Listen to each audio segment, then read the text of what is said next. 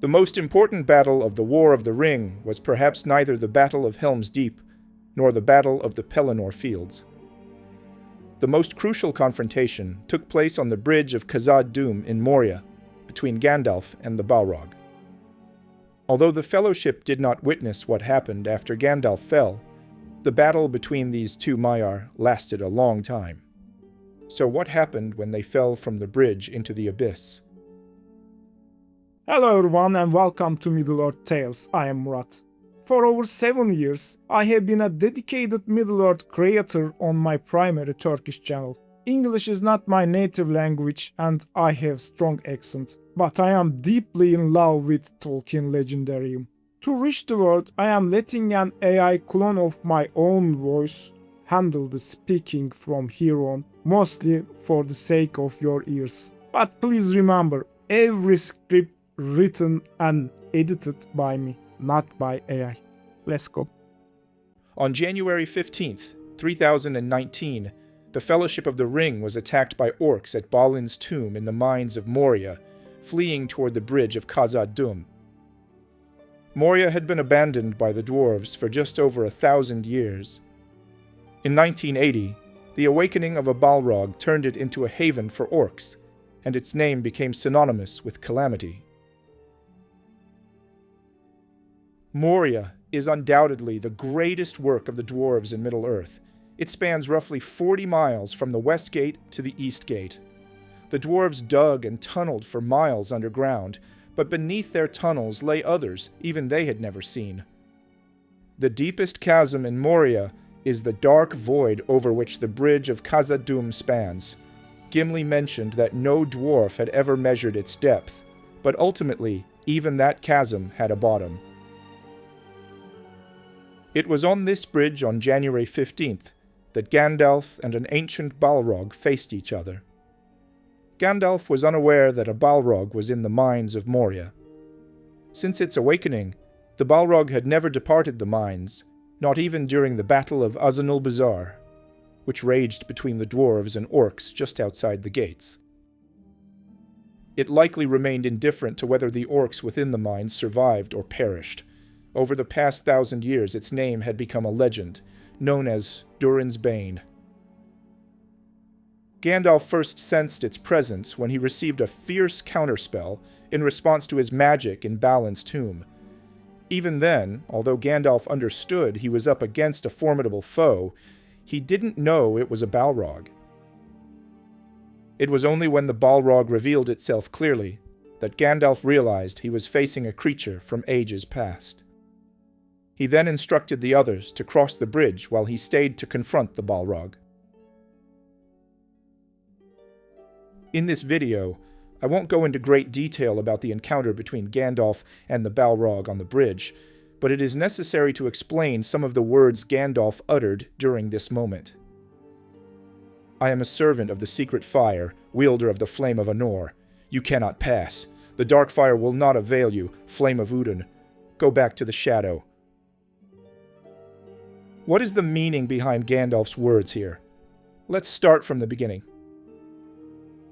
The secret fire is a primordial power that existed with Ilúvatar even before the world, Arda, was created. This could be an actual fire, or simply an abstract power. Before Arda was formed, Melkor searched for this fire in the void for a long time, but could never find it. This might be because the secret fire was intrinsically one with Ilúvatar. Later, Ilúvatar used the secret fire to embody the earth, Arda. So in a sense, it could actually be the secret fire, the power of Ilúvatar behind the earth, or even the earth itself.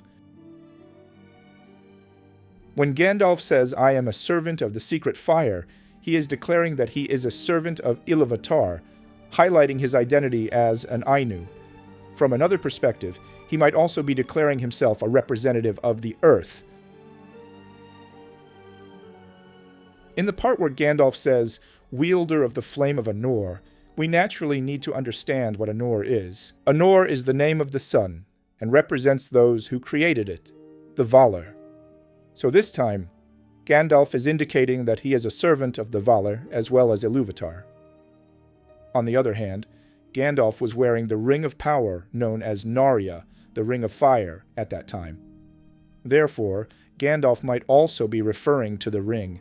However, it is doubtful that the Balrog, which had been dormant throughout the Second Age, was aware of or concerned with the Rings of Power. And finally, the Flame of Udun, perhaps the easiest to understand among these words. Utumno was the first underground fortress built by Melkor in Middle-earth. While in this fortress, he captured elves and created the race of orcs from them. The Balrogs also gathered around him here. This fortress was later destroyed by the Valar, and its other name was Udun. The term dark fire is possibly the most challenging to interpret among these words. Gandalf could be referring to Melkor here, or the dark fire might represent a corrupted and weaker version of the secret fire, which Melkor attempted to mimic while made his abominations. In any case, Gandalf is saying that the former master the Balrog once served will not save him. In summary, Gandalf is telling the Balrog that the one standing before it is not an ordinary person, but a superior power that serves both Iluvatar and the Valar, and that its dark past will not save it. Ultimately, these two mighty beings clashed on the Bridge of Khazad-dûm. When Gandalf shattered the section of the bridge under the Balrog with his staff, the Balrog fell into the abyss below, but at the last moment it snagged Gandalf with its whip, pulling him down as well.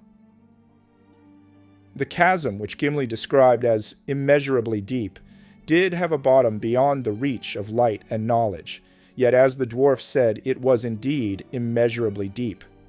Gandalf fell for a long time, and the Balrog fell with him. As Gandalf fell, he could feel the Balrog's fire burning him. Finally, they reached the bottom. In this pitch-black, nameless depth, there was a dark, deep lake. Perhaps the creature from the lake outside Moria's west gate had long ago emerged from this very pool. The water was as cold as the tide of death, almost freezing Gandalf's heart. Though the Balrog was a creature of fire, even its flames were extinguished in this deep, icy water. However, the Balrog itself was not harmed.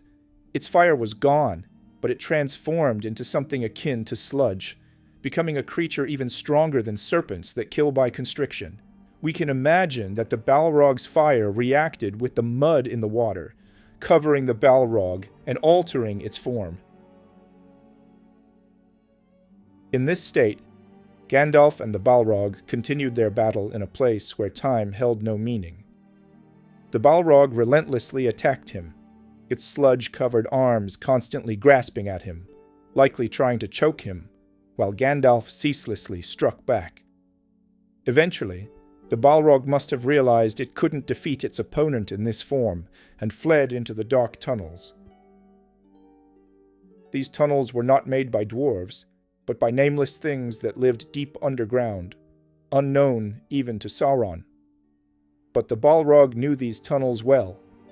It had slept there in the beginning and ruled over them for 1,000 years after awakening. Gandalf, unfamiliar with these tunnels, had no choice but to follow the Balrog. He pursued the Balrog through the hidden paths of Moria. The Balrog moved slightly upward and northwest, and eventually they returned to areas excavated by the dwarves. The Balrog reached the endless stair, which spiraled unceasingly from the very bottom to the top of Moria. This staircase was built so long ago that even when the dwarves lived in Khazad-dûm, it was considered more legend than reality. They ascended the endless stair, which consisted of thousands of steps, without stopping. The Balrog led, and Gandalf followed.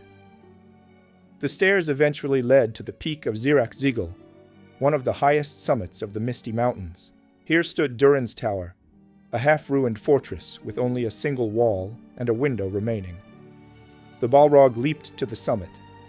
Though the sun shone fiercely here, the area below the peak was covered in clouds. Despite being a creature of darkness for some reason, the Balrog ignited with a new flame under the sun. On that remote peak, far from any watchful eyes, the Balrog and Gandalf fought their final battle. As the Balrog flared once more, the surrounding snow rapidly melted and turned to steam, and ice fell like rain. But at long last, Gandalf emerged victorious. He cast the Balrog down from the peak. It struck the mountainside and shattered the place where it fell as it died. As Gandalf delivered the final blow, he expended the last of his strength and collapsed, lifeless. But Gandalf was an Ainu, meaning his spirit was immortal. He could regain a physical form, yet not every Ainu spirit can re-embody. For instance, Saruman and Sauron, whose spirits remained too weak, were unable to regain their bodies after losing them, and remained as powerless spirits. Gandalf, however, was different. He possessed a very strong spirit, and was appointed by the Valar under the command of Ilúvatar. Thus, Gandalf's spirit departed from his body, transcending thought and time, wandering in paths beyond description. Then he was sent back, naked, until his mission was complete. There is no clear information about who sent Gandalf back. However, there is a strong belief that it was Ilúvatar himself, and not the Valar. Gandalf mentions being beyond time, indicating he went to the timeless halls. As the undying lands where the Valar dwell, although not part of the world, are still within its temporal bounds, the Valar do not live in a timeless place.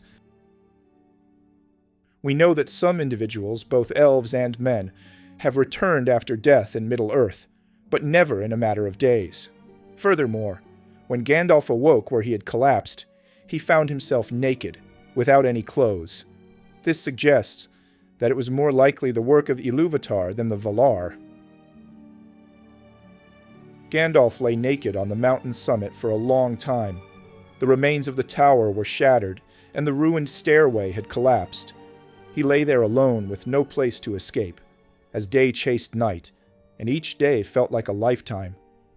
Slowly, Gandalf regained consciousness, and eventually, Gwaihir, the Wind Lord, found him. To the Great Eagle, Gandalf was no longer a burden. It was as if the sun shone through him. Gwaihir, the Lord of the Eagles, was the first to notice Gandalf's transformed state. The arrival of the Eagle was no coincidence, as Galadriel had sent him. So how did Galadriel know that Gandalf was still alive? Gandalf fell with the Balrog on January 15th. It took them 8 days to climb from the water to the summit of Zirak-Zigil. By January 23rd, when they reached the peak, the Fellowship had already arrived in Lothlorien. The battle between Gandalf and the Balrog on the summit lasted 2 days, and on January 25th, as the Balrog fell, Gandalf also died. Gandalf was resurrected 21 days later on February 14th, and 3 days after that, on February 17th, Gwaihir found him. When the Fellowship of the Ring arrived in Lothlorien, and it was noted that they were now 8 instead of 9, Galadriel inquired about Gandalf. She mentioned that while she couldn't see him from afar unless he entered Lothlorien, she sensed a grey mist surrounding him. At that time, Gandalf was pursuing the Balrog through the tunnels. The reason Galadriel could still sense Gandalf was likely because both were wielders of an elven ring. Consequently, when Gandalf returned to life, it is plausible that she sensed his presence and requested aid from Gwaihir. Thus, Gandalf came to Lothlorien. There he found healing, regained his strength, was robed in white, and set out once more to fulfill his mission upon being sent back. So, this is what happened after Gandalf and the Balrog fell from the Bridge of Khazad-dûm. Gandalf the Grey died and returned as Gandalf the White. And among the Astari sent by the Valar to oppose Sauron, only he succeeded in his mission. I hope you enjoyed it, and I hope the strange pronunciations of some names did not bother you too much. If you enjoyed the video, don't forget to give it a like. Until we meet again next time, take care.